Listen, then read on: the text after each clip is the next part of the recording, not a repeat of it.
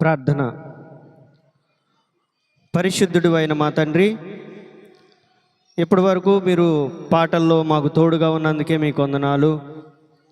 ఇప్పుడు మేము శ్రేష్టమైనటువంటి వాక్య ధ్యానంలోనికి వెళ్ళుచుండగా మీ మాటలు నాయన మా హృదయానికి సూటిగా అర్థమవునట్లుగా, మీ విలువైనటువంటి సత్యము మమ్మల్ని దాటి వెళ్ళిపోకుండా ప్రవ్వా, అది మా జీవితానికి మేలుకరంగా ప్రయోజనకరంగా మారినట్లుగా మీరు మాకు సహాయం చేయమని మీ ఆత్మచేత మమ్మల్ని అందరినీ నింపండి ప్రవ్వా. నాయన మీ మాటల కొరకు నాయన మా ప్రియులు మేమంతా ఎదురు చూస్తూ ఉన్నాం. మీ మాటల చేత నాయన మమ్మల్ని సరిచేయమని, మీ నామానికి మహిమ ఘనత ప్రభావము కలుగునట్లుగా ఈ ఆరాధన జరగడానికి సహాయం చేయమని నజరేయుడైన యేసు నామమున అడుగుచున్నాము తండ్రి, ఆమెన్. ప్రియులరా, మనము కొత్త నిబంధన గ్రంథము అపోస్తుల కార్యములు 8వ అధ్యాయము 21వ వచనం నుండి కొన్ని వచనాలు చదువుకుందాం. అపోస్తుల కార్యములు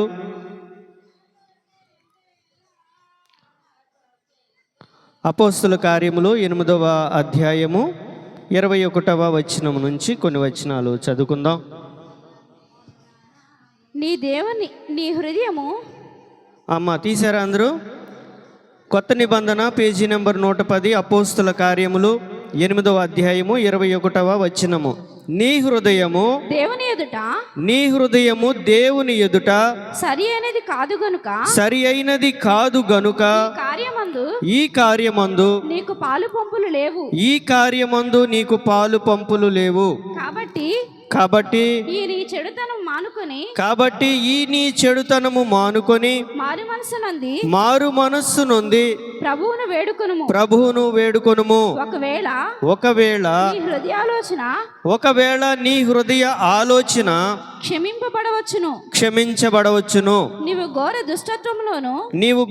దుష్టత్వములోను దుర్నీతి బంధకములోను ఉన్నట్లు నాకు కనబడుచున్నదని చెప్పాను. చాలు చూడండి, నీ హృదయము దేవుని ఎదుట సరి అయినది కాదు గనుక ఈ కార్యమందు నీకు పాలు పంపులు లేవు అని సీమోను పేతురు చెప్తా ఉన్నారు. అతడు మారు మనస్సు పొందాడు, బాప్టిస్మం కూడా తీసుకున్నాడు. దేవుని సేవకుడైనటువంటి ఫిలిప్పును విడిచిపెట్టకుండా దేవుడు చేసేటటువంటి అనేక అద్భుత కార్యాలు తను కన్నుల ద్వారా చూస్తున్నాడు. అయినప్పటికీ కూడా హృదయంలో చెడుతనం పోలేదండి. ఎన్నో సంవత్సరాలు అయిపోతుంది, దేవుని సన్నిధికి వస్తూ ఉంటాం, దేవుని వాక్యాన్ని వింటూ ఉంటాం, మారు మనసు పొందుతాం, బాప్టిజం తీసుకుంటాం. కానీ హృదయంలో చెడు స్వభావము పోకపోతే, చెడు ఆలోచనలు మన జీవితంలో పోకపోతే, దేవుడిచ్చేటటువంటి కార్యాలలో పరిశుద్ధాత్మలో మనకు పాలు పంపులు ఉండవండి. దేవుడు మనల్ని ప్రత్యేకమైనటువంటి జనాంగంగా పిలుస్తూ ఉన్నారు. మీరు నా సొత్తు, మీరు నా ప్రజలు, నా జనాంగము, మీరు రాజులైన యాజకులు, యాజక సమూహము అని దేవుడు చెప్తుంటే, మన హృదయంలో ఉన్నటువంటి చెడుతనాన్ని మనం విడిచిపెట్టకపోతే, ఇంకను ఆ పాత స్వభావంలో మనం ఉన్నట్లయితే, ఇంకను దేవునికి అసహ్యమైనటువంటి జీవితమే మనం జీవిస్తూ ఉన్నట్లయితే, దేవుడు చివరిగా చెప్పేటటువంటి మాట ఏంటయ్యా అంటే, నీ హృదయము దేవుని ఎదుట సరి అయినది కాదు. కాబట్టి ఈ కార్యాలలో, ఈ పరిశుద్ధాత్మ కార్యాలలో నీకు పాలు పంపులు లేవు. చూడండి, ఎవరైనా ఒక మంచి వ్యాపారం చేశారనుకోండి, చాలా కష్టపడి మంచి వ్యాపారం చేశాడు, కానీ చివరికి ప్రతిఫలంగా ఏమీ లాభం రాలేదనుకోండి, ఏమైనా ప్రయోజనం ఉంటుందండి?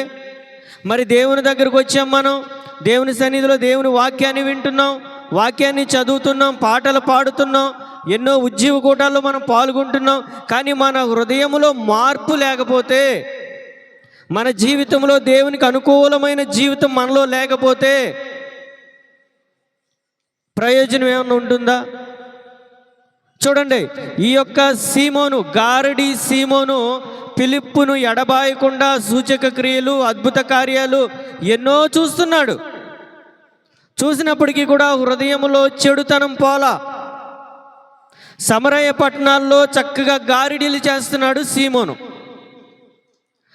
చిన్నవారు మొదలుకొని పెద్దవారు వరకు అందరూ కూడా అనుకుంటున్నారు దేవుని యొక్క మహాశక్తి ఇతనేనండి, దేవుని యొక్క శక్తి అంతా ఇతనిలో ఉంది అనుకుంటున్నారు. చిన్నవారు మొదలుకొని పెద్దవారు వరకు, తెలివి కలిగిన వారు, తెలివి లేని వారు అందరూ కూడా అతనిని దేవుని యొక్క శక్తి అంతా అతనిలో ఉంది అనుకుంటున్నారు. గారడి సీమోన్లో ఉంది అనుకుంటున్నారు. అదే సమయంలో ఫిలిప్పు వచ్చాడండి సమరయ పట్టణాలకి. దేవుని రాజ్యాన్ని ప్రకటిస్తున్నాడు, దేవుని వాక్యాన్ని ప్రకటిస్తున్నాడు. దేవుడు చేసేటటువంటి అద్భుత క్రియలు ఫిలిప్పు ద్వారా చేయడాన్ని చూసి అనేకులు గారడి సీమోను చేసే గారడీలు చూసి ఆశ్చర్యపడుతుంటే, ఫిలిప్పు చేసే అద్భుత కార్యాలు చూసి ఈ గారడి వాడు ఆశ్చర్యపడుతున్నాడు. అరే, నాకంటే ఎంతో అద్భుత కార్యాలు ఇతను చేస్తున్నాడే, ఎన్నో సూచక క్రియలు చేస్తున్నాడే, వ్యాధిగ్రస్తులు వ్యాధిని మార్పుతున్నాడు, కుంటివారు నడుస్తూ ఉన్నారు, మోగవారు మాట్లాడుతున్నారు.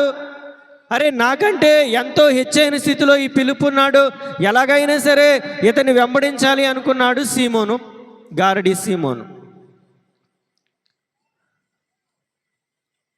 చక్కగా ఫిలిప్పుని వెంబడిస్తూ ఉన్నాడు.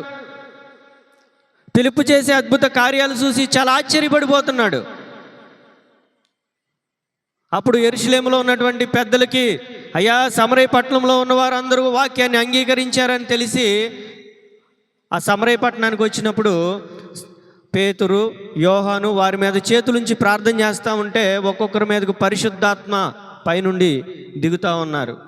అప్పుడు ఈ సీమోను కొంత ద్రవ్యము వాళ్ళ దగ్గర పెట్టి, అయ్యా, నేను ఎవరి మీద చేతులుంచుతానో వాళ్ళు పరిశుద్ధాత్మ పొందినట్లు ఈ వరాన్ని నాకు ఇవ్వండి అన్నాడు. నేను ఎవరి మీద చేతులుంచుతానో వారు పరిశుద్ధాత్మతో నింపబడినట్లు ఆ వరాన్ని నాకు ఇవ్వండి అని కొంత డబ్బు తెచ్చి లేదా వెండి తెచ్చి వాళ్ళ దగ్గర పెట్టాడు. అప్పుడు పేతురు చెప్తున్నాడు, నీ వెండి నీతో నశించునుగాక, నీ హృదయము దేవుని ఎదుట సరిగా లేదు, ఈ నీ చెడుతనము మానుకోవాలి, మరలా నువ్వు మారు మనసు పొందు, దేవుడు నీ హృదయ ఆలోచన మరలా క్షమిస్తారేమో. ఈ రోజున ఎన్నో సంవత్సరాలుగా మనం దేవుని సన్నిధికి వస్తున్నామండి. మార్పు ఉంటుందా? ఒకప్పుడు మనల్ని చూసిన వారు ఇప్పుడు మనల్ని చూసిన వారికి తేడా ఏమన్నా కనబడుతుందా? ఒకప్పుడు ఇతను నోరొప్పితే అతని నోటికి మనం నిలబడలేమండి అనుకున్న వాళ్ళు తర్వాత కాలంలో చూస్తే సాధువులుగా కనబడాలి. అలా కనబడుతున్నారండి.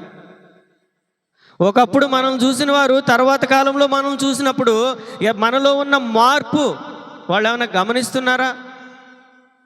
అపోస్తుడైన పౌలుని మునుపు చూసిన వారు తర్వాత చూసే చాలా ఆశ్చర్యపడ్డారు. మునుపు మనలను హింస పెట్టిన వాడు తాను పూర్వమందు పాడు చేయుచు వచ్చిన మతాన్నే ప్రకటిస్తున్నాడు. అరే, ఏ మతాన్ని అయితే హింస పెట్టాడో అదే మతాన్ని ప్రకటిస్తున్నాడే. ఎక్కడి నుంచి వచ్చింది ఇతనిలో మార్పు? ఇతన్ని మార్చిన దేవుడు ఎవరో చాలా గొప్పవాడండి. ఇతడు ఒకప్పుడు హంతకుడు కదా, నరహంతకుడు కదా, అనేకులు హింసించాడు కదా, కానీ ఇప్పుడు అదే మతాన్ని ప్రకటిస్తున్నాడే అంటే ఇతనిలో చాలా మార్పు వచ్చింది. ప్రియులారా, మనలో అలాంటి మార్పు ఏమైనా కనబడుతుందండి? మన ఆలోచనలో మార్పు కనబడుతుందా? మన ఉద్దేశాల్లో మార్పు కనబడుతుందా? మన జీవిత విధానంలో మార్పు ఉందండి? ఎవడైనను క్రీస్తు యేసునందున్న ఎడల నూతన సృష్టి. మనము నూతనంగా మారామా? దేవుడు మనల్ని ఒక నూతన సృష్టిగా మార్చారండి. పాతవి గతించెను, ఇదిగో సమస్తమును క్రొత్తవాయెను.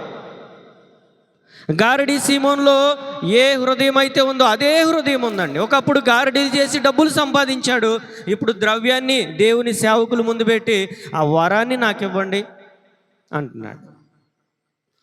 ఏమండి, డబ్బులు ఇచ్చి దేవుని వరాన్ని కొనగలమా? చెప్పండి. డబ్బులు ఇస్తే దేవుని వరము వస్తుందా? రాత్రి కాలంలో మనం చెప్పుకున్నాం, ఎలీషా దగ్గర నయమాన్ వచ్చాడు, బాగుపడ్డాడు, చాలా కానుకలు ఇవ్వాలనుకున్నాడు, కానీ ఆయన తీసుకోలేదు. యెహోవా జీవముతోడు నాకేమీ వద్దు అన్నాడు. ఇది దేవుడు ఉచితంగా ఇచ్చే కృప. దేవుడు నాకు ఉచితంగా ఇచ్చారు, నేను నీకు ఉచితంగానే ఇస్తాను. కానీ ఇక్కడ ఈ గారిడివాడు సీమోను పేతురు ముందు కొంత ద్రవ్యాన్ని పెట్టి అంటున్నాడు, నేను ఎవరి మీద చేతులు ఉంచుతానో వారు పరిశుద్ధాత్మమే పొందినట్లు ఆ వరాన్ని నాకు ఇమ్మంటున్నాడు. డబ్బులు ఇస్తే దేవుని వరం వస్తుందా? దేవుని దీవెన వస్తుందా? వస్తుందండి. డబ్బులు ఇచ్చి దేవుని వరాన్ని కొనాలి అంటే, డబ్బులు ఇచ్చి దేవుని యొక్క దీవెనను కొనాలి అంటే, డబ్బులున్న వాళ్ళు ఎప్పుడో కొనేసి దేవుని కూడా వాళ్ళ ఇళ్లలో పెట్టుకుంటారు. ధనవంతులు యేసు ప్రభుని ఎప్పుడో కొనేసి వాళ్ళ బంగళాల్లో పెట్టుకునేవాళ్ళు అండి. పేదవాడికి అందదు దేవుని దీవెన. పేదలైన మీరే ధన్యులు, పరలోక రాజ్యము మీది.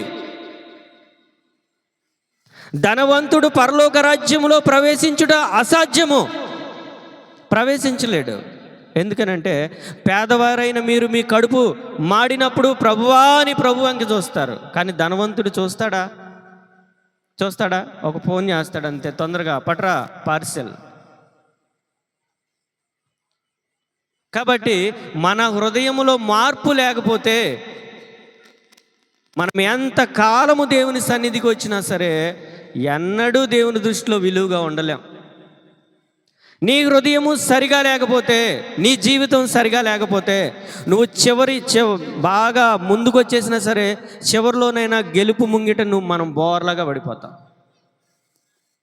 మనం చాలా బాగా పరిగెత్తాము అనుకుంటాం, కానీ దేవుని దగ్గరికి వెళ్ళేసరికి అక్కడికి వెళ్ళినాకైనా సరే మనం బోర్లాగా పడిపోతాం. ఫిలిప్పును విడిచిపెట్టట్లేదు, అనేక అద్భుతాలు చూశాడు. మన జీవితాల్లో దేవుడు చేసే అనేక అద్భుత కార్యాలు చూస్తూనే ఉంటాం. అయ్యో దేవుడు మా బిడ్డలను కాపాడారండి, నన్ను కాపాడారండి, ఎన్నో ప్రమాదాల నుంచి తప్పించారండి. కరోనా సమయంలో అనేకులు ధనవంతులు, భాగ్యవంతులు, తెలివి కలిగిన వారు అనేకులు చనిపోయారు. కానీ మన ప్రాణానికి దేవుడు ఇంకా విలువ ఇచ్చారండి. మనం గొప్పవారు, మన దేవుడు ఇంకా మనల్ని కాపాడుతున్నారు. దేవుడు మీ జీవితాల్లో ఎలాంటి అద్భుతాలు చేయలేదా? ఎలాంటి ఆశ్చర్యకార్యాలు చేయలేదా? మరి దేవునికి మీ హృదయాన్ని నమ్మకంగా అప్పగించగలుగుతున్నామా? మన హృదయం దేవునితో సరిగా ఉందండి? దేవునితో మన ఆత్మీయ జీవితం సరిగా లేకపోతే, మన ప్రార్థన నమ్మకంగా ప్రభు సన్నిధికి చేరకపోతే మనం బలహీనులమే, ఎప్పటికీ బలహీనులమే. చూడండి ఒకసారి దానియేలు గ్రంథము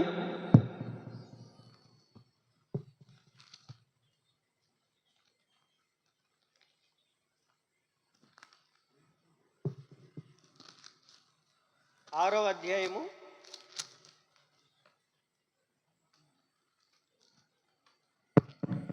10వ వచనం, పేజీ నెంబర్ 737, పాత నిబంధన, దానియేలు గ్రంథము 6వ అధ్యాయము 10వ వచనము. ఇట్టి శాసనము సంతకము చేయబడినని దానియేలు తెలుసుకొనినను అతడు తన ఇంటికి వెళ్ళి యథాప్రకారముగా అనుదినము ముమ్మారు మోకాళ్ళుని తన ఇంటి పైగది కిటికీలు యెరూషలేము తట్టునకు తెరవబడి ఉండగా తన దేవునికి ప్రార్థన చేయుచు ఆయనను స్తుతించుచు వచ్చెను. చాలు చూడండి, ఒక శాసనము చేయబడింది, దాని మీద రాజుగారు సంతకం కూడా పెట్టారు. అయినప్పటికీ కూడా దానియేలు తన ఇంటికి వెళ్ళి తన ఇంటి పైగది కిటికీలు యెరూషలేము తట్టు తెరవబడి ఉండగా తన దేవునికి అనుదినము ప్రార్థన చేయుచు వచ్చెను. ఏంటండి ఒక శాసనం అంటే ఏంటి?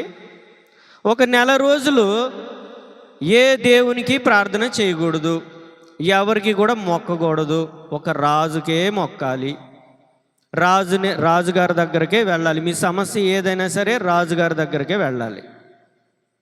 ఇది శాసనం. దాని మీద ఒక తాకీదు రాశారు, రాజుగారు సంతకం కూడా పెట్టారు. ఎవరైనా ఆజ్ఞను అతిక్రమిస్తే సింహాల బోన్లో వేసేస్తారు. ఇది శాసనం. ఇలాంటి ఒక శాసనం ఉందని తెలిసినప్పటికీ కూడా దానియేలు ఇంటికి వెళ్ళి తన ఇంటి పైగది కిటికీ యెరూషలేము తట్టు తెరవబడి ఉండగా తన దేవునికి ప్రార్థన చేయుచు వచ్చెను. భయపడ్డాడండి. దానియేలు సింహపు బోనులో వేయబడతాడని తెలుసు ఆయనకి, అయినప్పటికీ భయపడలేదు. ఎందుకు? దేవునికి ఆయనకి ఉన్నటువంటి సన్నిహిత సంబంధము, ఆయన యొక్క హృదయం అనే తలుపు లేదా కిటికీలు యెరూషలేము తట్టు తెరవబడి ఉన్నాయి. మరి నీ హృదయానికి ఉన్నటువంటి తలుపులు ఆ దేవాతి దేవుని వైపు తెరవబడి ఉన్నవా? నీవు చేసే ప్రార్థన నీ హృదయంలో నుండి ఆ ప్రభు సన్నిధికి చేరుతుందనే నిశ్చయత మనకుందా? అలాంటి నిశ్చయత నీకు, నాకు, మనకి ఉంటే మనకు భయం ఉండదు. ఏ స్థితిలో చూసుకున్నా, ఏ సమయంలో చూసుకున్నా, ఎక్కడున్నప్పటికీ కూడా మనకు భయం ఉండదు. దానియేలు ఏమీ భయపడలేదు. ఎందుకనంటే ఆయనకి దేవునితో ఆయనకు ఉన్నటువంటి సన్నిహిత సంబంధం అలాంటిది.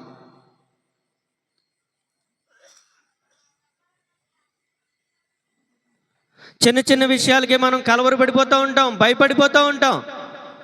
ఎందుకనంటే మన హృదయం దేవునితో సరిగా లేనప్పుడు మనకి చిన్న చిన్న విషయాలకే భయం వచ్చేస్తుంది. ఈ పరిస్థితుల నుండి నేను తప్పించుకోగలనా? ఈ పరిస్థితులు ఎలాగ తప్పుకుంటాయి? వీటి నుండి నేను ఎలాగ జయించగలను? ఎలాంటి పరిస్థితి అయినా నువ్వు జయించవచ్చు. ఎప్పుడు? నీ హృదయము దేవునితో సరిగ్గా ఉంటే. సౌలుకు దేవుడు ఒక నూతన హృదయాన్ని ఇచ్చారండి. సౌలుకి దేవుడు, సౌలు అంటే పౌలు కాదు, రాజైన సౌలు. రాజైన సౌలుకి దేవుడు ఒక నూతన హృదయాన్ని ఇచ్చారు. ఆ నూతన హృదయాన్ని బట్టి, నూతన బలాన్ని బట్టి ఆయన అనేక అద్భుత కార్యాలు కూడా చేశాడు. దాని నుండి బెయేర్షెబా వరకు కూడా తన శత్రువులందరినీ కూడా ఓడించాడు సౌలు. కానీ చివరి దినాలకు వచ్చేసరికి ఏమైపోయింది అతని జీవితం? దేవుడిచ్చినటువంటి ఆ పరిశుద్ధాత్మను పోగొట్టుకున్నాడు. దేవుని దగ్గర నుండి మరొక దురాత్మ వచ్చి ఆయన పట్టుకుంది. దేవుడు ఆయనతో మాట్లాడట్లేదు. దేవుడు స్వప్నాల ద్వారా మాట్లాడట్లేదు, ప్రవక్తల ద్వారా మాట్లాడట్లేదు, ఊరిముల ద్వారా మాట్లాడుతూ ఏ విధంగా చూసుకున్నప్పటికీ కూడా సౌలుతో దేవుడు మాట్లాడట్లేదు. యుద్ధం వచ్చేసింది, ఫిలిష్తీయులతో యుద్ధం వచ్చింది. వణికిపోతున్నాడు. ఆ సైన్యాన్ని చూసి భయకంపితుడైపోతున్నాడు. ఎందుకు భయం? దేవునితో నీకు సన్నిహిత సంబంధం ఉంటే ఎలాంటి పరిస్థితులైనా నీకు భయం ఉండదు. కుటుంబంలో ఎలాంటి విపత్తులు వచ్చినా నీకు భయం ఉండదు. పరిస్థితులు తారుమారైపోయినా నీకు భయం ఉండదు. దేవునితో నీకు సన్నిహిత సంబంధం ఉంటే, నా సమస్తము దేవుడే, నా జీవితంలో ప్రతి ఒక్కటి కూడా దేవుడే అని నిన్ను నీవు దేవునికి అప్పగించుకుంటే నీ జీవితంలో జయమే ఉంటుంది. ఓటమిని జయముగా దేవుడు మార్చేస్తారు. ఓటమిని దేవుడు జయముగా మార్చేస్తారు దేవుడు. ఆ గారడీ సీమోనుతో చెప్తున్నాడు పేతురు, నీ హృదయము సరిగా లేదు. ఒకప్పుడు గారడీ చేష్టలతో డబ్బులు సంపాదించాడు. ఇదిగో ఈ పిలుపుతో ఉంటే నాకు బాగా డబ్బు వస్తుందేమో అనుకున్నాడు. ఆ వరం ఎందుకండి ఆయనకి? అయ్యా, నేను పరిశుద్ధాత్మతో నింపబడి నేను కూడా మారు మనసు పొంది దేవుని తట్టు తిరిగేటట్టుగా నాకు కూడా ఆ పరిశుద్ధాత్మ నా మీద కూడా కుమ్మరించబడినట్లుగా ప్రార్థన చేయండి అంటే బాగుండేది. నేను ఎవడి మీద చేతులు ఉంచుతానో వాడు పరిశుద్ధాత్మ చేత పొందం. వాళ్ళకి రావాలంట, ఈయనకి అక్కర్లేదు. ఆ వరం కావాలి ఈయనకి, డబ్బు సంచి కావాలి. ఎందుకనంటే ఈయన ఒక్కొక్కరి మీద చేతులుంచి ప్రార్థన చేస్తాడు కదా, వాళ్ళ మీద పరిశుద్ధాత్మ దేవుడు దిగుతాడు. అప్పుడు ఆ డబ్బులు తెచ్చుకోవచ్చని, వాళ్ళు ఇచ్చే డబ్బులు కానుకలు తెచ్చుకోవచ్చని దురాలోచన. దేవుడు మన జీవితంలో ఎన్నో మార్పులు, ఎన్నో అద్భుతాలు చేసినప్పటికీ కూడా హృదయంలో కొద్దిమందికి మార్పు రాదండి. పైకి మాత్రం మంచి భక్తి వంటి రంగు వేసుకుని తిరుగుతారు. పైకి భక్తి వంటి మంచి రంగు వేసుకు తిరుగుతారు, హృదయంలో మార్పు ఉండదు. చూడండి, ఒకప్పుడు ఒక సేవకుడు ఒక చిన్న కథ చెప్పాడు. ఏంటంటే, ఒక దేశంలో ఒక రాజుగారు అసలు పరిస్థితులు ఎలా ఉన్నవి అని ఆ దేశంలో ఒకసారి పర్యటిద్దాము అని మారు వేషం వేసుకుని ఆయన రాజ్యంలో ప్రవేశిస్తూ ఉన్నాడంట. తిరుగుతున్నాడు, అటు ఇటు తిరుగుతుంటే అక్కడ ఆయనకి ఒక యవనస్తురాలు కనబడింది. ప్రియులారా, జాగ్రత్తగా వినండి. ఆ రాజుగారు తన రాజ్యంలో పర్యటన చేస్తుంటే ఒక యవనస్తురాలు చక్కగా ఉంది. ఆమె కనబడింది. ఆమె ఏం చేస్తుందంటే అడుక్కు తింటుంది. ఏం చేస్తుంది? అడుక్కు తింటుంది. అడుక్కు తింటుంటే అరే ఈమె ఎంత సౌందర్యవంతురాలు కదా, ఎందుకు ఇలా అడుక్కుంటుంది, సరే ఈవిడికి మంచి జీవితం ఇద్దాము అని ఆ రాజుగారు ఏం చేశారంటే తన సేవకులను పిలిచి ఆమెను తీసుకుని అంతఃపురానికి తీసుకుని రండి అన్నారు. అంతఃపురానికి ఆవిడ ఆహ్వానించబడింది. చక్కగా ఆమెకు ఒక గది ఏర్పాటు చేయబడింది. చక్కగా ఆమెను మంచి వస్త్రాలతో అలంకరించారు, శుభ్రంగా ఆమెను కడిగారు, చక్కగా మంచి వస్త్రాలు ధరించి ఇదిగో ఈమెను నేను భారీగా చేసుకుంటున్నాను, ఇక మీదట ఈమె మహారాణి అన్నారు. ఒకప్పుడు అడుక్కు తినేటటువంటి ఆ యవనస్తురాల్ని ఆ రాజుగారు చూసి తీసుకొచ్చి భవనానికి తీసుకొచ్చి మహారాణిని చేశారండి. కొద్ది కాలం తర్వాత రాజుగారు రాణిగారు ఇద్దరు అంతఃపురంలో పడుకున్నారు. అర్ధరాత్రి గారు చూస్తే మహారాణి గారు పక్కన లేరు. ఏంటి ఎక్కడికి వెళ్ళింది అనుకున్నారు. సరే ఎక్కడ వెళ్ళిందేమో మళ్ళీ వస్తుందిలే అనుకుని పడుకున్నారు. మరలా రెండో రోజు మరలా చూశారు, మరలా లేదు. ఎక్కడికి వెళ్తుంది ఈవిడ? మరలా మూడో రోజు చూశారు, అసలే ఉండట్లేదు. ఎక్కడికి వెళ్తుంది అని ఒక రోజున అసలు ఈమె ఎక్కడికి వెళ్తుందని వెనకాలే వెళితే ఆమె ఒక 3 బొమ్మలు పెట్టుకుందండి. ఇక్కడొకటి, ఇక్కడొకటి, ఇక్కడొకటి 3 బొమ్మలు పెట్టుకుని ఒక గిన్నె ఇచ్చుకుందండి. గిన్నెలో కొంత ఆహారం పెట్టుకుని అమ్మా కొంచెం అన్నం పెట్టండి అమ్మా అని మొదటి బొమ్మ దగ్గరికి వెళ్ళి అడుగుతుంది. అమ్మ కొంచెం అన్నం పెట్టండి అమ్మా అంటుంది. అమ్మ ఈరోజు కనికరించండి అమ్మా అంటుంది. అమ్మ ఈరోజు నాకేమీ పెట్టరా మీరు? సరే రెండో అమ్మ దగ్గరికి వెళ్తానని రెండో బొమ్మ దగ్గరికి వెళ్ళి మరలా అడుగుతుంది. అలాగ మరలా మూడో బొమ్మ దగ్గరికి వచ్చి అమ్మ మీరు కనికరించారమ్మా, మీరు కనికరించారమ్మా, నన్ను జ్ఞాపకం చేసుకున్నారమ్మా అని ఆ బొమ్మ దగ్గర కూర్చుని అన్నం తినేస్తుందండి. ఆమె స్థితి అడుక్కు తినే స్థితి నుండి అంతఃపురానికి ఆమెను చేర్చినప్పటికీ కూడా అడుక్కు తినే బుద్ధి ఆమెలో పోలేదండి. రాజుగారు చూశారు, చీ చీ చీ చీ ఈమె యొక్క జీవితాన్ని నేను మార్చినప్పటికీ కూడా ఈ పాత స్థితి విడిచిపెట్టలేకపోతుంది, తీసుకెళ్ళి విడిచిపెట్టి అక్కడ వదిలిపెట్టేసారండి అని భటులకు చెప్పారండి. దేవుడు నీ యొక్క దరిద్ర స్థితిని, దీనస్థితిని చూసి నిన్ను రాజులైన యాజకులుగా దేవుడు చేశారండి. వీరు నా కుమారులు, వీరు నా సొత్తు, ఎవరిని కూడా వీరి మీద ఏ అధికారం చేయడానికి లేదు, వీరు నా ప్రజలు అని దేవుడు మనకు చెప్తే ఇంకా మన బుద్ధి మనం మార్చుకోలేకపోతున్నాం, చెడుతనాన్ని విడిచిపెట్టలేకపోతున్నాం, పాపాన్ని విసర్జించలేకపోతున్నాం. మనుషుల ముందు ఒక రకంగా, మనుషులు లేనప్పుడు ఒక రకంగా, దేవుని సన్నిధిలో ఉన్నప్పుడు ఒక రకంగా, కుటుంబంలో ఉన్నప్పుడు ఒక రకంగా, ఎవరు లేనప్పుడు మరొక రకంగా, పనిచేసే స్థలాల్లో మరొక రకంగా మనం మారిపోతూ ఉంటాం. ఇలాగ ఉండొచ్చండి మనం? ఇలాగ ఉండొచ్చా? నువ్వు చల్లగానైనా ఉండు, వెచ్చగానైనా ఉండు. ఒక్కొక్క చోట ఒక్కొక్క రకమైనటువంటి నాటకం. గారడి చూడండి, గారడి అంటే ఏంటండి గారడి అంటే? ఉన్నది లేనట్టు, లేనిది ఉన్నట్టు. మనలో ఏమాత్రము భక్తి కనబడదు, కానీ ఎంతో మనం భక్తి పరుల వలె చలమణి అవుతూ ఉంటాం. హృదయంలో మార్పు ఉండదు, కానీ మనం ఎంతో పరిశుద్ధురాలమైపోయినట్టుగా లేదా పరిశుద్ధులుగా మారిపోయినట్టుగా మనం పైకి కనబడతా ఉంటాం, పైకి భక్తి పరుల వలె కనబడతాం. ఇదే గారడి. దేవుడు ఎలాంటి వారిని కోరుకుంటున్నాడు? దేశంలో నమ్మకస్తులైన వారు నాకు కావాలి. ఒకసారి కొరింథీయులకు రాసినటువంటి మొదటి పత్రిక చూడండి, ఎలాంటి వారిని కోరుకుంటున్నారో దేవుడు అక్కడ రాయబడి ఉంది.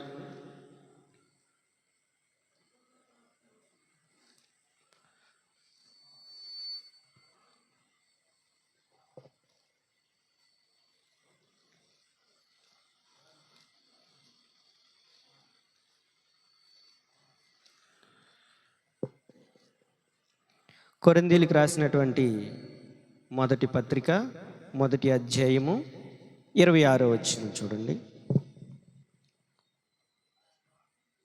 Page number 146. కొత్త నిబంధన, అపోస్తలుడైన పౌలు రాసినటువంటి కొరింథీయులకు రాసినటువంటి మొదటి పత్రిక, మొదటి అధ్యాయము 26వ వచనం.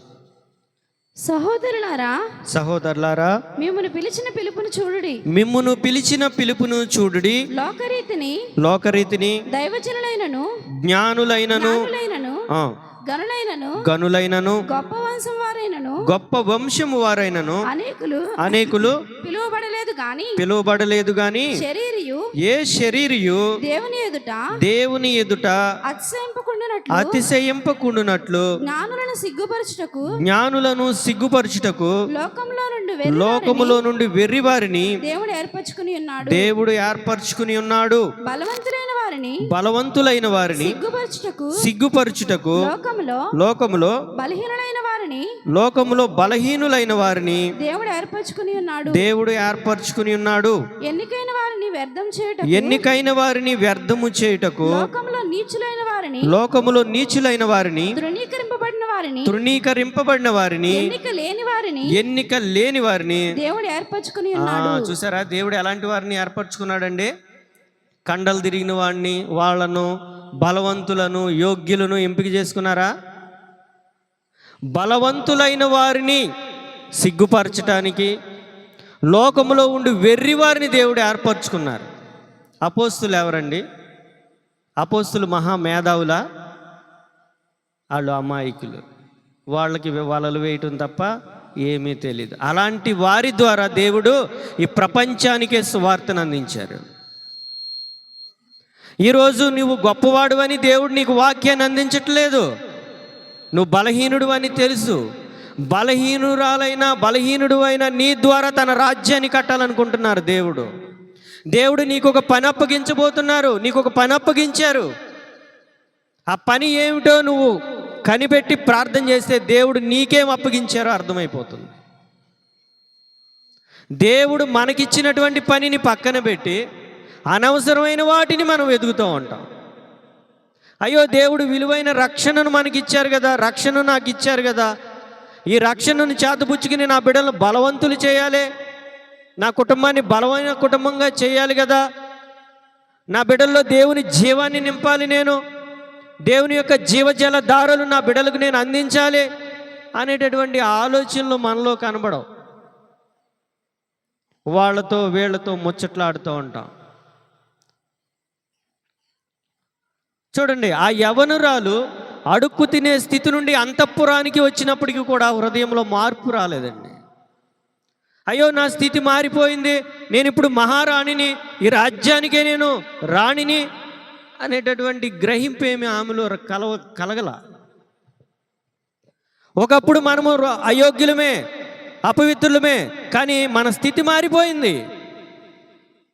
ఎవరైతే క్రీస్తు రక్తములో కడగబడతారో, ఎవరైతే తిరిగి జన్మిస్తారో, ఎవరైతే బాప్టిస్మం పొందుతారో వారి యొక్క గోత్రం మారిపోతుంది, వారి యొక్క జీవితం మారిపోతుంది. వారు ఆ దేవాతి దేవుని యొక్క కుమారులు. గలతీ పత్రికలో ఉంటుంది, ఎవరైతే యేసునందు విశ్వాసం ఉంచుతారో వారు నా కుమారులు కుమార్తెలు. యూదుడైనా, గ్రీసు దేశస్థుడైనా, దాసుడైనా, స్వతంత్రుడైనా ఏ భేదము లేదు, అందరూ నా పిల్లలే అని దేవుడు చెప్తున్నారు. కానీ మనలో ఎన్నో భేదాభిప్రాయాలు,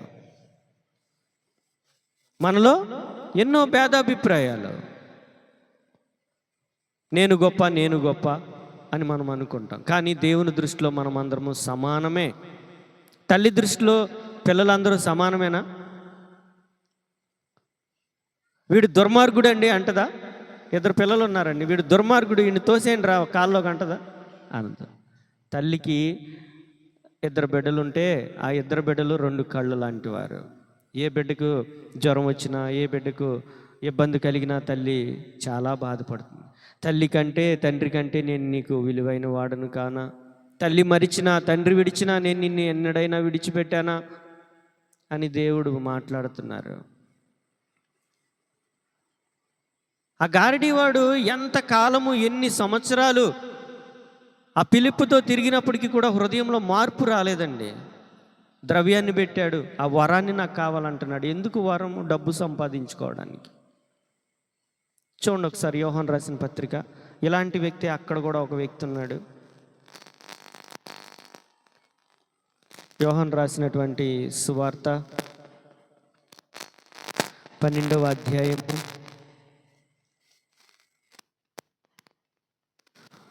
12వ అధ్యాయము 1వ వచనం నుండి కొన్ని వచనాలు చదువుకుందాం. కాబట్టి యేసు తాను మృతులలో నుండి లేపిన తాను మృతుల్లో నుండి లేపిన లాజరు ఉన్న బేతానియాకు పస్కా పండుగకు 6 దినములు ముందుగా వచ్చెను. అక్కడ వారు ఆయనకు విందు చేసిరి. మార్త ఉపచారం చేసెను. లాజరు ఆయనతో కూడా భోజనంలో కూర్చున్న వారిలో ఒకడు.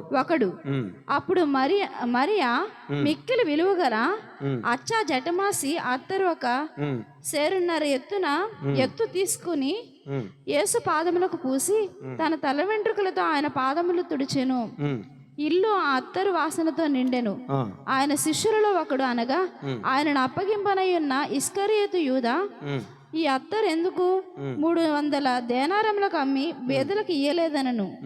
వాడిలాగా చెప్పినది బేదల మీద శ్రద్ధ కలిగి కాదు గాని వాడు దొంగయుండి తన దగ్గర డబ్బు సంచి ఉండినందున అందులో వేయబడినది దొంగిలించుచూ వచ్చెను గనుక అలాగూ చెప్పెను. కాబట్టి యేసు చూడండి, యేసు బేతానియాకు పస్కా పండుగకు 6 దినాలు ముందుగా వచ్చారండి. మార్తా మరియా అనేటటువంటి 2 స్త్రీలు అక్క చెల్లెళ్ళు ఉన్నారు. వారికి ఒక తమ్ముడు కూడా ఉన్నాడు, లాజరు. వారి గృహానికి తరచుగా ప్రభు వస్తూ ఉంటారు. అక్కడ ఆయనకు ఒక విందు చేశారండి. మార్తా మరియా ప్రభు వారికి ఆయన శిష్యులకు విందు చేస్తే వాళ్ళు భోజనానికి కూర్చున్నారు. ఈలోగా మరియా ఎంతో విలువైనటువంటి అత్తరు తీసుకొచ్చి యేసు పాదాల మీద పోసిందండి. తన తల వెంట్రుకలతో తుడిచింది. ఆ ఇల్లంతా కూడా సువాసనతో నింపబడిపోయింది. అందరూ కూడా చాలా సంతోషిస్తూ ఉన్నారు. కానీ ఒక్క వ్యక్తి అంటున్నాడు, అయ్యయ్యో, ఎందుకు ఇంత విలువైనటువంటి అత్తరును నేలపాలు చేసేసారు మీరు? దాన్ని 300 దెనారాలకు అమ్మి పేద ప్రజలకు ఇవ్వచ్చు కదా అంటున్నాడు. ఎందుకు? 300 దెనారాలకు అమ్మి పేద ప్రజలకు ఇస్తే ఎంత బాగుండేది అంటున్నాడు. ఎందుకు? నిజంగా పేద ప్రజల మీద ఆయనకి ప్రేమ ఉండే చెప్తున్నాడు ఆ మాట? లేదు. డబ్బు సంచి అతని దగ్గర ఉంది కాబట్టి, అందులో వేయబడింది అతను దొంగిలిస్తున్నాడు కాబట్టి, దాన్ని అమ్మి అందులో కొంత దోసుకోవచ్చనే మనసుతో అతను ఆ మాటలు చెప్తున్నాడు. యేసు ప్రభు శిష్యులను ప్రభు పిలుస్తూ ఉన్నారు. కానీ ఇస్కరియోతు యోధాని పిలిచినట్టు ఎక్కడన్నా రాయబడి ఉందా? మత్తయిని పిలిచినట్టు రాయబడి ఉంది బైబిల్లో. సొంకొప్ప మెట్టు దగ్గర కూర్చున్నప్పుడు పిలిచారు. యోహాను యాకోబును వలలో బాగు చేసుకుంటుంటే తన తండ్రి దగ్గర ఉన్నప్పుడు పిలిచినట్లుగా మనం చూస్తాం.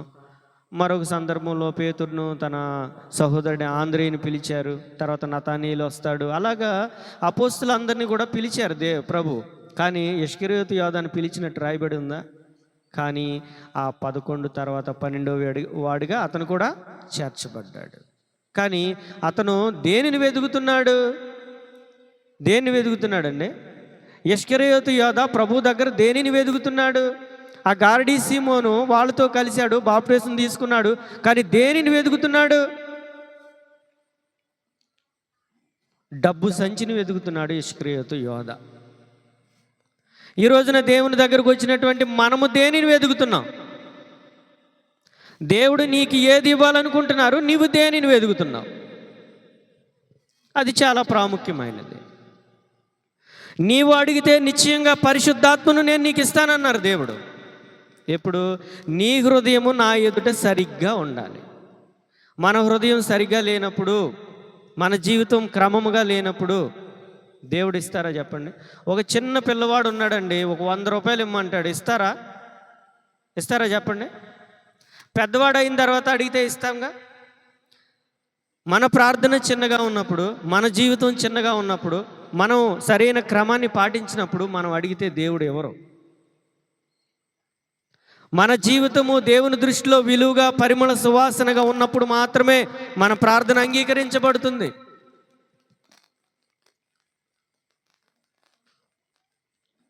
కాబట్టి మన హృదయము దేవునితో సరిగా ఉన్నదో లేదో మనం బహు జాగ్రత్తగా పరిశీలన చేసుకోవాలి. ఈరోజు దేవుడు సూటిగా నిన్ను అడుగుతున్నటువంటి ప్రశ్న ఏంటయ్యా అంటే, నీ హృదయము నా ఎదుట సరిగ్గా ఉందా? నీకు ఇన్ని సంవత్సరాలు వచ్చినాయి కదా, ఇన్ని సంవత్సరాలుగా నా సన్నిధిలో నువ్వు జీవిస్తున్నావు కదా, నీవు నన్ను సరిగ్గా అర్థం చేసుకున్నావా? దేవుని వాక్యంలో మొదటి మాట ఏంటి చెప్పండి? అంటే బైబిల్లో ఉన్న మొదటి మాట కాదు, దేవుని హృదయంలో ఉన్నటువంటి మొదటి మాట ఏంటి? నీవు నీ సహోదరులను ప్రేమించుచున్నావా? నా పేరట నీ సహోదరుని నువ్వు చేర్చుకుంటే నన్ను చేర్చుకున్నట్టే. ఈ ఆజ్ఞను, ఈ ప్రధానమైన ఆజ్ఞను మనం పాటించమండి. నిన్న మనం చెప్పుకున్నాం, ఆజ్ఞను పాటిస్తేనే దేవుని యొక్క దీవెనను మనం చూడగలమని చెప్పాను. ఆజ్ఞ అతిక్రమమే పాపము వలన వచ్చే జీతం మరణం. దేవుడు చెప్తున్నారు, నేడు నేను నీ ఎదుట మేలును మరణమును కీడును ఉంచాను. నీకేది కావాలి? నీకు మేలు కావాలా, కీడు కావాలా, జీవం కావాలా, మరణం కావాలా? ఏది కావాలి? అన్నీ కూడా నీ ముందుంచాను. దేవుని వాక్యంలో నమ్మకమైన వారు ఎలాగున్నారు, నమ్మకం తప్పిన వారి జీవితాలు ఎలా ఉన్నాయి? సౌలు జీవితం ఎలా ఉంది? దావీదు జీవితం ఎలా ఉంది? కయ్యోని జీవితం ఎలా ఉంది? హేబేలు జీవితం ఎలా ఉంది? అబ్రహాము జీవితం ఎలా ఉంది? లోతు జీవితం ఎలా ఉంది? ఎన్నో చరిత్రలు మనం చదువుతున్నాం, ఎన్నో మార్లు దేవుని వాక్యాన్ని వింటున్నాం. మరి ఎవరిని మనం గురిగా పెట్టుకున్నాం? ఇంకా గారిడీలోనే మనం బ్రతికితే, ఇంకా గారిడీలోనే మన జీవితం కొనసాగిస్తూ ఉంటే మన జీవితం ఏ పాటిది? ఎంతకాలం? దేవుడు చూసి చూసి చూసి చూసి లోబడనోళ్ళని ప్రజల వైపు దినమెల్లా చూస్తున్నానన్నారు. చూసి చూసి చూసి విడిచిపెడేస్తారు. దేవుడు మనల్ని విడిచిపెడితే మన జీవితము చాలా భయంకరమైపోతుంది. దేవుడు మనల్ని విడిచిపెడితే చూడండి, హెబ్రీ పత్రిక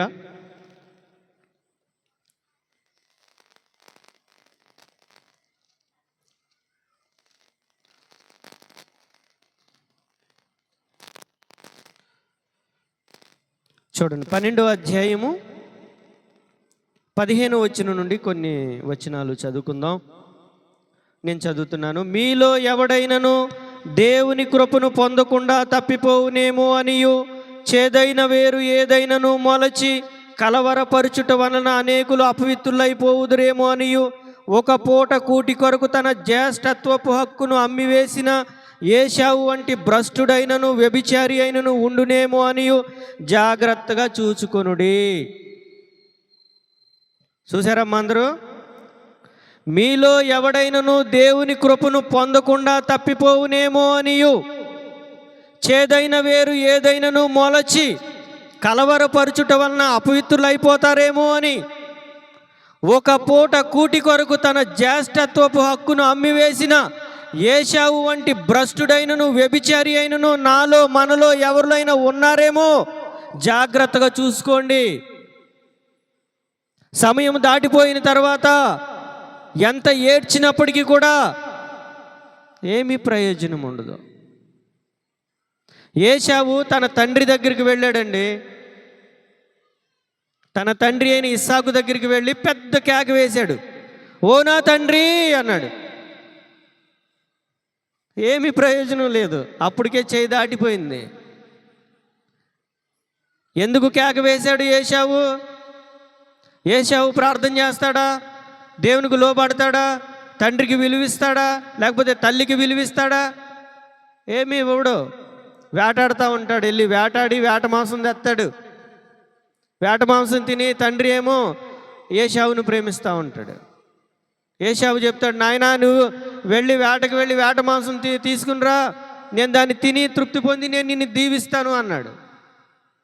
సరేని వెళ్ళాడు. ఇటువైపు పక్కన రెబెకా అన్నది తన చిన్న కుమారునికి ఒక మేకపిల్లనిచ్చి చక్కగా భోజనం సిద్ధం చేసి తీసుకొచ్చి, అయ్యా నువ్వే ఏశావు అని చెప్పమంటది. అలాగే దీవులన్నీ కూడా యాకోబు ఏశావులాగా డ్రామా ఆడి మొత్తం దీవులన్నీ తీసుకుని ఇటు వెళ్ళిపోతాడు. ఈలోపు ఏశావు ఇటు నుంచి వస్తాడు. నాయన ఇప్పుడేగా దీవులన్నీ నీకు ఇచ్చాను అంటాడు. నేను ఎప్పుడు వచ్చాను నాయన? నేను ఇప్పుడే కదా వచ్చింది. అయ్యయ్యో, అయితే ఆ కపటంతో మరలా వచ్చి నీ సహోదరుడు దీవెనలన్నీ తీసుకెళ్ళిపోయాడు. అప్పుడు అయ్యో నా తండ్రి, ఒక్క దీవెనైనను లేదా? సమయం దాటిపోయిన తర్వాత ఒక్కరోజైనా బ్రతికితే ప్రార్థన చేసుకునేవాడినే. మంచం మీద ఉన్నప్పుడు, లేవలేని స్థితిలో ఉన్నప్పుడు, అంత పరిస్థితులు చేయి దాటిపోయినప్పుడు అప్పుడు చేయాలనిపిస్తుంది ప్రార్థన బాగున్నప్పుడు, మన హృదయము, మన జీవితం, మన కుటుంబం చక్కగా దేవుడు కాపాడుతున్నప్పుడు మనకు గుర్తు రాదండి.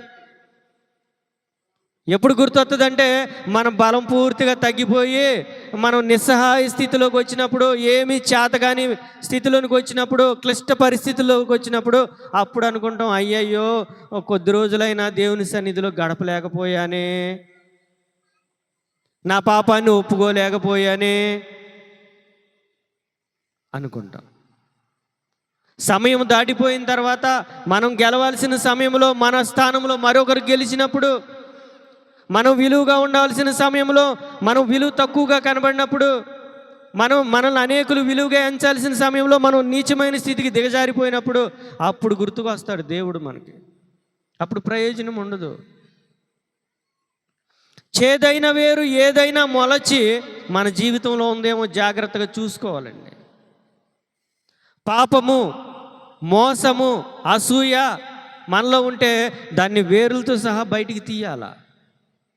చాలామంది పైపైన నరికినట్టుగా పాపాలు ఒప్పుకుంటారు, మరలా ఆ కింద ఉన్నటువంటి వేర్లు మరలా పైకి వస్తాయి. నేను నిన్న చెప్పాను కదా, కొండ మీద ఇల్లు కట్టామని. మేము కొండ మీద ఇల్లు కట్టినప్పుడు మా ఇంటి ముందు ఒక ముళ్ళ చెట్టు ఉందండి. ముళ్ళు అంటే దానికి ముళ్ళు ఉంటాయి, గుచ్చుకుంటూ ఉంటుంది.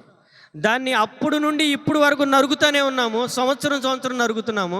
వేసవికాలం వచ్చిందంటే దాని మీద కొన్ని కాగితాలు, చెత్త వేసి తగలబెడుతున్నాం. కానీ వర్షాకాలం వచ్చేసరికి మరలా అది చిగురించేస్తుందండి.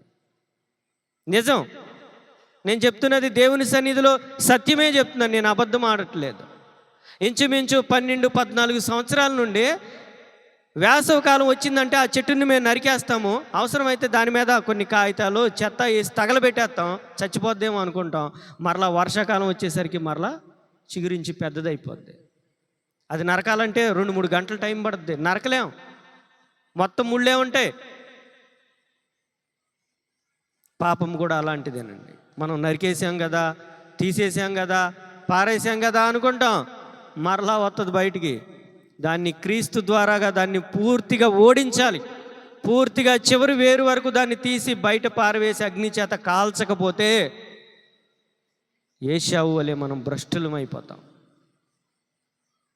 గారడి సీమోను వలె మనం అపవిత్రులం అయిపోతాం. ఒక పూట కూటి కొరకు తన జ్యేష్ఠత్వ హక్కును అమ్ముకున్నాడు ఏశావు. ఇష్కరియోతు యోధా 30 వెండి నాణ్యాలకి ప్రభువును అమ్ముకున్నాడు. మరి నీ ఆత్మీయ జీవితాన్ని ఎంతకు అమ్ముకుంటున్నావు? మనకు దేవుడిచ్చినటువంటి శ్రేష్టమైనటువంటి ఆ విలువైనటువంటి ఆ రక్షణను ఎంతకు అమ్ముకున్నాం మనం? ఆ రక్షణను మనం అమ్ముకుంటున్నామా, నమ్ముకున్నామా? ఆ రక్షణ మీద మన ఆధారాన్ని మనం నిలుపుతున్నామా? దేవుడే నా సమస్తము, నా మీద పూర్తి హక్కు దేవునిదే అనే జీవితం మనలో ఉందా? అలాంటి జై జీవితం కావాలండి. పౌలు చెప్తాడు, బ్రతుకుట క్రీస్తే, చావైతే నేను బ్రతికితే క్రీస్తు కొరకు బ్రతుకుతా, చనిపోయినా క్రీస్తు కొరకే చనిపోతా. నేను ఇప్పుడు బ్రతుకున్నాను అనుకుంటున్నారా? నా కొరకు తనను తాను అప్పగించుకుని యేసునందులు నేను జీవిస్తున్నానయ్యా. నేను ఎప్పుడో చచ్చిపోయా, క్రీస్తు నాలో ఉన్నాడు, ఆయన బ్రతుకుతున్నాడు నాలో. నా ఆలోచనలు చచ్చిపోయినాయి, నా ఉద్దేశాలు చచ్చిపోయినాయి. అందుకేతో నేను విర్రవీగాను, దమస్క మార్గంలో విర్రవీక్కుంటూ వెళ్ళాను. ముందు ఒక సైన్యం ఉంది, వెనకాల ఒక సైన్యం ఉంది, నాకంటే గొప్పవాడు లేడు అనుకున్నాను నేను. ఎప్పుడైతే ఆయన నన్ను ఎదుర్కొన్నారో నా గర్వం అంతా పోయింది, నా అహంకారం అంతా పోయింది. ఒకప్పుడు అనేకులు హింసించాను, ఇప్పుడు ఆ నామము నిమిత్తము, ఆ క్రీస్తు నిమిత్తము హింసపడుతున్నాను. ప్రభు నిమిత్తము వచ్చే ఎదుర్కొనే హింసలు ఎదురవుతున్నాయండి. లేకపోతే ఒక మాట మాట్లాడితే 4 మాటలు మనం మాట్లాడి అంటిస్తున్నామా? మనల్ని చూసిన వాళ్ళు ఎలాగ క్రీస్తుని నమ్ముతారు చెప్పండి? అరే వీళ్ళు దేవుని నమ్ముకున్నారన్నారు, ఒక్క మాట పడరు, ఒక మాట అంటే అరగంట పోటాడుతున్నారు. ఏంటండి వీళ్ళ దేవుడు గొప్ప ఏంటి అనుకుంటారు అన్యులు. ఒక మాట తేడా వస్తే గంట సేపు పోట్లాడుతున్నారండి వీళ్ళు. నాకు చాలామంది చెప్పారు, వాళ్ళు దేవుని నమ్ముకున్నారని చెప్తారు, కానీ ఏదైనా తేడా వచ్చిందంటే గంట సేపు తల్లులు పిల్లలు అందరూ పోట్లాడతారండి వాళ్ళు. ఉన్నాడు వాళ్ళ దగ్గర దేవుడు అంటారు. మన క్రియల ద్వారా ఆయనను ఎరగమన్నట్లుగా మనం జీవిస్తున్నాం. మన బ్రతుకుల్లో ఆయన చూపించాలి, మన నడవడికలో చూపించాలి. మన నోటి ద్వారా కాదండి, నోటి ద్వారా దేవుడు నా రక్షకుడు, ఆయన అద్వితీయుడు, నా కొరకు ప్రాణం పెట్టాడు, పరిశుద్ధ రక్తాన్ని కార్చాడు, నోటితో చెప్పడం కాదు, మన క్రియల ద్వారా ఆయన చూపించాలి. క్రియలు లేనటువంటి విశ్వాసం అంగీకరించబడదు. కాబట్టి ప్రియ స్నేహితులారా, మనలో ఉన్నటువంటి గారడి పెట్టి విశ్వాసమునకు కర్తయు దానిని కొనసాగించి యేసు వైపు మనం చూద్దాం. మన గురి క్రీస్తే, మన గమ్యం క్రీస్తే, మన ఆధారం క్రీస్తే, మన జీవం క్రీస్తే. ఆ క్రీస్తు మీద నీ జీవము, నీ ఆధారము, నీ కుటుంబాన్ని నువ్వు కట్టుకుంటే ఎన్నటికీ కూడా నువ్వు కదిలించబడవు, నేను కూడా కదిలించబడను. కాబట్టి ఈ రోజున ప్రభు నీతో, నాతో, మనతో సూటిగా అడుగుతున్నటువంటి ప్రశ్న ఏంటయ్యా అంటే, నీ హృదయం నాతో సరిగ్గా ఉందా? నీ జీవితం నాతో సరిగ్గా జీవిస్తున్నావా? వాక్య ప్రకారం నువ్వు జీవిస్తున్నావా? వాక్యాన్ని నువ్వు ఆధారం చేసుకున్నావా అని నిన్ను అడుగుతున్నారు. పరిశీలన చేసుకుందాం. తలలు వంచండి, ప్రార్థన చేసుకుందాం. పరిశుద్ధుడు అయిన మా తండ్రి, మీ మాటలు ఎంత విలువైనవి తండ్రి. తన బిడ్డలను గద్దించినట్లుగా నాయన మీరు మా ఎడల నాయన ఓర్పుతో, నేర్పుతో చక్కగా నాయన మీరు మాకు అర్థమయ్యే రీతిలో మీరు మా సత్యాన్ని వినిపిస్తున్నందుకే మీకు వందనాలు. మొట్టమొదటిగా ప్రవ్వా, ఆ మాటలు నా జీవితంలో నాకు ఎంతో మేలుకరంగా మారినట్లుగా సహాయం చేయండి. ఇప్పుడు మీ కుమారుడైన మరిదాస్ గారిని బలపరచండి, బలంగా వాడుకోమని యేసు నామమున అడుగుచున్నాము తండ్రి, ఆమేన్.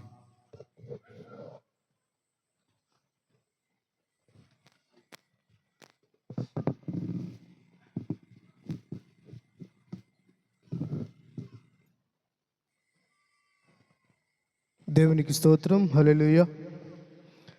గడిచిన కాలం అంతా కూడా ఆయన బలమైన రెక్కలకి నీడలో మనల్ని భద్రపరిచి, మనల్ని సజీవుల లెక్కలో ఉంచి, ఆయన సన్నిధిని మనం అనుభవించటానికి, ఆయన యొక్క రాజ్య సువార్తను అనేక